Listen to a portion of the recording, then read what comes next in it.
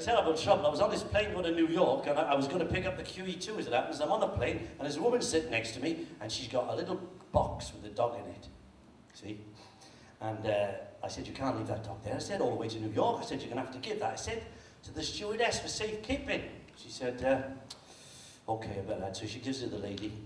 They get to New York, and they can't find the dog anywhere. They look everywhere, can't find it. Eventually, they find the dog, but it was dead.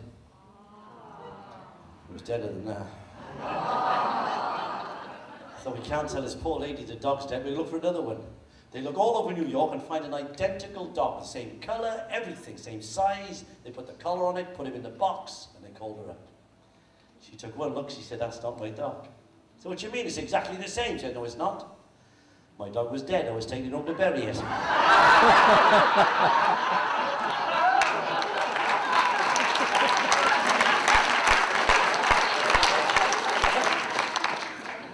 I love silly jokes. Like the two elephants in a circus, and all of a sudden a naked man streaked in front of them. The elephants looked at the naked man, they says, how can you breathe through a little thing like that?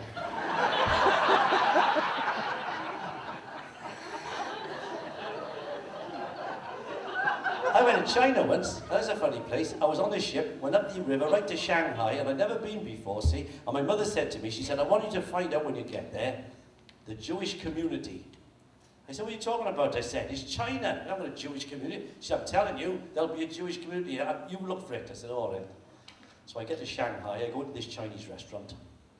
Well, they're all Chinese restaurants in Shanghai.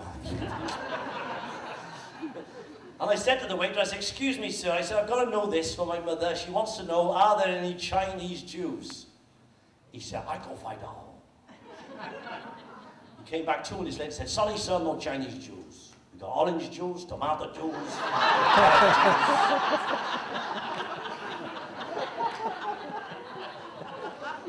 And there was this Jewish bloke in there, as it happened, he's having the food. He'd come off the ship, he's having some food, and he got up for no reason, and he went over to the Chinese bloke and he hit him.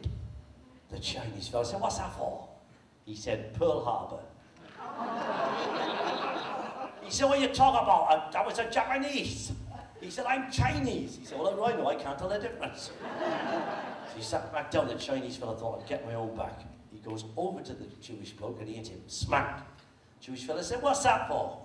He said, a Titanic. He said, what are you on about? The Titanic, it's an iceberg. He said, iceberg, Goldberg, I don't know the difference.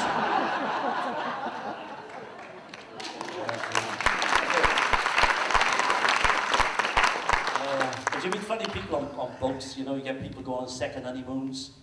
There was this old fellow with this young girl. He was about 86 and she was 24, just married. And she said to him, we better have separate cabins, I'm a bit worried about your state of health.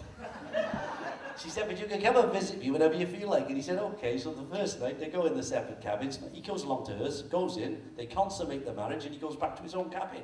5 minutes later, he's back again. In he goes, makes love again. Back to his cabin. 5 minutes, he's back again. 10 times in an hour, he said. She said, God blimey, I was worried about your state of health. She said, you're fantastic. 10 times in an hour. He said, why, have I been here before then?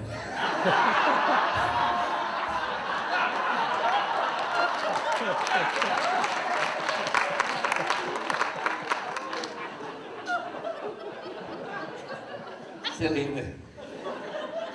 Oh, and there's another one like that. It was this old couple, and they said, look, when we get back, we must make love like when we were 17. He said, you're off your head. It was in a field against a fence. I will freeze to death. I'm 80 years old. I'm not doing it. She said, go on. She said, where's your sense of romance? He said, oh, all right then. So they find this field, and they find the fence, and they make love. She